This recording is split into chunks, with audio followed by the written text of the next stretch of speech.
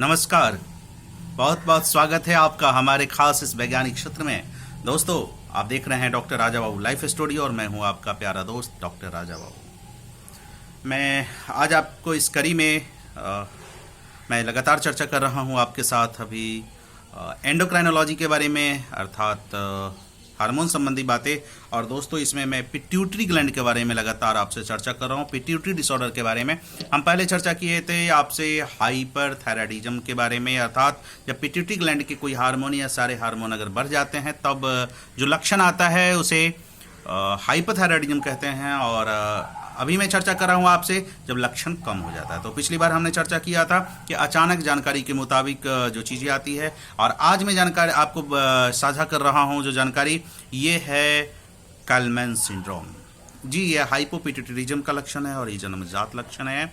इसके बारे में बता दूँ, इट इज़ जेनेटिक डिसऑर्डर जो कि प्यूबर्टी यानी कि बाल्यावस्था पार करने में, किशोरावस्था आने में बिल्कुल रोक देता है या बहुत देरी करता है।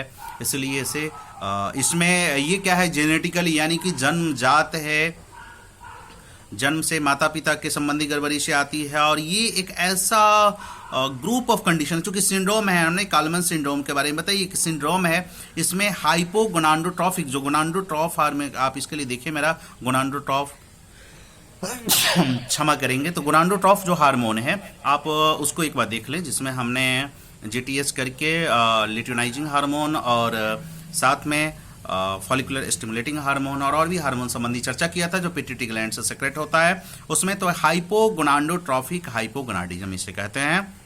इसे दूसरे शब्दों में कॉलमैन हेरिडिटी एनोस्मिया भी कहते हैं। एनोस्मिया क्यों कहते हैं हम थोड़ी देर बाद आपसे बताएंगे।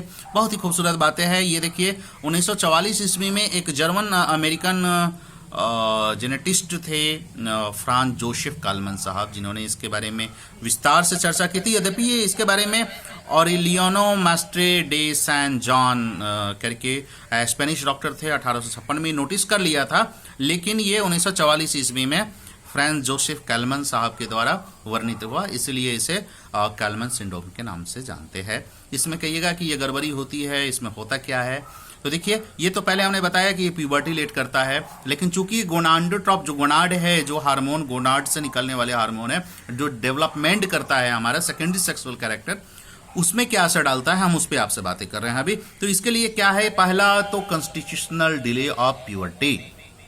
देखिए, अमूमन क्या होता है ना, नॉर्मली जब मर्द है तो लगभग आपको 15 वर्ष में, और महिलाएं 14 वर्ष में जनरली प्यूबर्टी की तरफ आ जाती है ना। बाल्यावस्था जनरली क्रॉस करके किशोरावस्था में चली जाती है, लेकिन इसमें बहुत देरी करता है, कॉन्स्टिट्यूशनल डिले होता है। दूसरा क्या है कि कंप्लीट प्यूबर्टी में या तो स्टार्ट बहुत देरी से कर रहा है, जो मैंने बताया, और दूसरा क्या है, कंप्लीट नहीं होने देगा, ये भी एक गड़बड़ी है। दूसरा क्या है, इसमें टेस्टिकल डेवलपमेंट, जो मर्द में टेस्टिस है, अंडकोश है, उसका विकास सही से नहीं हो पाता है, क्योंकि देखिए ये 4 ml से कम होता है, 4 मिलीलीटर से कम होता है। अमूमन देखेंगे तो ये 12 से 25 ml माने सामान्य तौर पे होता है, लेकिन ऐसे जब कॉलमैन सिंड्रोम किसी में होगा, ये गड़बड़ी आएगी, तो उसमें आपको 4 ml तक ही होता है। फीमेल में क्या होता है कि मेंस्ट्रुएशन जो है, मासिक स्राव, वो बहुत देरी से स्टार्ट होगा अगर महिला इससे प्रभावित है तो। साथ में सेकेंडरी सेक्सुअल कैरेक्टर जो होता है पुरुषों में या मर्दों औरतों में भी, जैसे औरतों में ब्रेस्ट का आना या उसके बाकी मासिक स्राव, ये सब जो चीज़ें आने, पुरुष में दाढ़ी मोछ आना और प्यूबिक हेयर या एक्सिलरी हेयर, ये सब आना, इसमें देरी हो जाती है कॉलमैन सिंड्रोम में। और मर्द में 5 से 10% में पेनिस माइक्रो होता है, छोटा पेनिस हो जाता है, माइक्रो पेनिस हो जाता है। दूसरा है क्रिप्टोकाइडिज्म, आपको मिलेगा ऐसे केस में जिसमें क्या है कि टेस्टिकल अनडिसेंडेड रहेगा और ग्रोथ जो गोनाडोट्रॉफिक हार्मोन है वो डिक्रीज रहता है, इसमें वो जांच करने पर कम मिलेगा आपको। मर्द में देखेंगे हाइपोगोनाडिज्म क्यों कम होगा, तो चूंकि उसमें टेस्टोस्टेरोन का सेक्रेशन कम हो जाता है, और महिला में एस्ट्रोजन और प्रोजेस्टेरोन का सेक्रेशन कम करके हाइपोगोनाडिज्म कॉज करता है।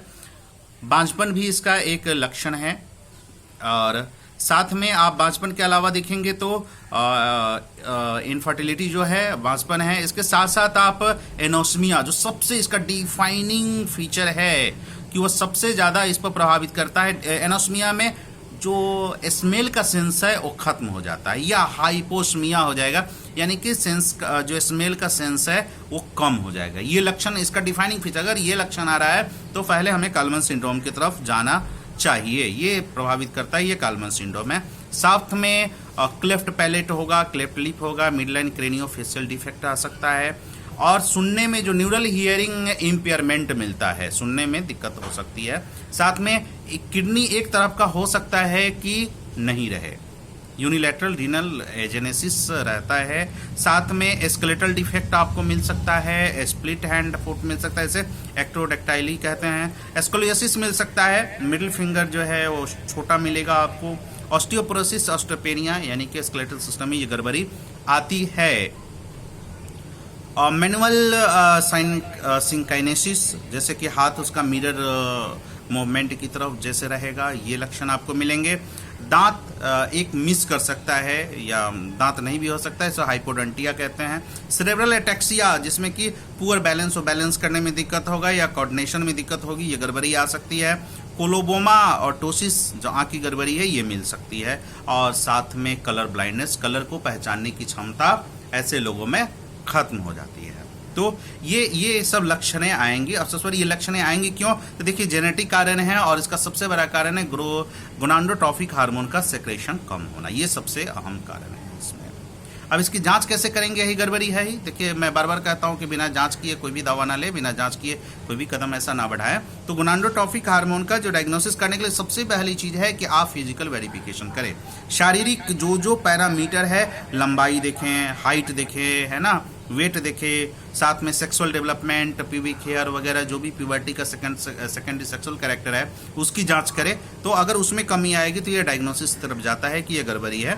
और सुबह में ही अर्ली मॉर्निंग, जब भी देखिए हार्मोन संबंधी कोई भी जांच निकालते हैं जनरली तो सुबह में निकालते हैं, अर्ली मॉर्निंग हार्मोनल टेस्टिंग करेंगे, जिसमें गोनाडो ग्रोथ हार्मोन रिलीजिंग हार्मोन या ह्यूमन क्रियोनिक गोनाडोट्रोपिक हार्मोन, इसका स्टिमुलेशन टेस्ट करेंगे। साथ में स्पर्म काउंट करेंगे, लीवर फंक्शन टेस्ट कर लेंगे, रीनल फंक्शन टेस्ट कर लेंगे, इन्फ्लामेशन मार्किंग कर लेंगे, क्रोमोसोमल कार्योटाइप क्रोमोसोम के लिए जो है वो टेस्ट कर लेंगे।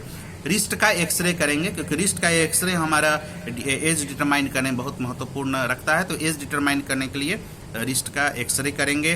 ब्रेन का एमआरआई करेंगे, कहाँ क्या गड़बड़ी है जानने के लिए। और हर हाल में अल्ट्रासोनोग्राफी करेंगे, किडनी एक है या दो है इसको जानने के लिए। बोन डेंसिटी स्कैनिंग जरूर करेंगे। ये सारी चीज़ें करेंगे कॉलमन सिंड्रोम को जानने के लिए। और अगर ये कॉलमन सिंड्रोम प्रूव्ड हो जाता है कि है तो क्या इलाज करेंगे। देखिए एम सबसे पहला होता है कि सेकेंडरी सेक्सुअल कैरेक्टर, कॉलमन सिंड्रोम में सेकेंडरी सेक्सुअल कैरेक्टर को हमको डेवलप कराना है, पहला एम है। दूसरा क्या है कि उसको डेवलप कराएंगे। दूसरा क्या है कि हार्मोनल रिप्लेसमेंट हम उसे कंटिन्यू करेंगे। तो ये छोटी सी जानकारी हमने रखी कॉलमन सिंड्रोम, जिसे दूसरे शब्दों में कॉलमन हेरेडिटी एनोस्मिया कहते हैं। ये हाइपोपिट्यूटरिज्म ही है, यहाँ पिट्यूटरी ग्लैंड कम सेक्रेट होता है, लेकिन ये जेनेटिक आता है ना, एक जनरेशन से दूसरे जनरेशन में भी आता है, हेरिडिटरी डिजीज है, तो ये हो सकता है। तो ऐसी चीज़ में क्या है कि आप इसको देखें। और जनरली मैं बताऊं, जो विद्वान जन हैं उनसे मैं क्षमा चाहूँगा, कोई जानकारी हो तो आप मुझे इस बारे में और भी मुझे कमेंट बॉक्स में जा करके, या मेरा कमेंट बॉक्स में डिस्क्रिप्शन बॉक्स में व्हाट्सएप नंबर भी रहता है, आप मुझे वहाँ नंबर लेकर व्हाट्सएप करें, मुझे फ़ोन करके ज़रूर आशीर्वाद दें, बताएं कि कहाँ क्या है। और पर्पस मेरा ये है कि ज़्यादा से ज़्यादा सामान्य लोग भी जो है, जन सामान्य भी चिकित्सा संबंधी जानकारी ले सके। तो मेरा ये पर्पस है। और संयोग से मैं आपका ये वीडियो बना रहा था अभी, तो बिजली भी आ गई है ना। और मैं चाहूँगा कि आप देखते रहे doctor Raja Babu life studio, एक दूसरे को शेयर करें, जानकारी दें इसके बारे में, और जानकारी हासिल करें। टेक्स्ट बुक को जरूर देखें, बिना जाँच किए कोई दवा न लें, और साथ में कुशल चिकित्सक का परीक्षण जरूर लेते रहे, क्योंकि आपको वैज्ञानिक परीक्षण करते हैं। और फिर इसी के साथ दीजिए अपने प्यारे डॉक्टर राजा बाबू को अलविदा। हम फिर मिलेंगे आपसे अगली कड़ी में। नमस्कार।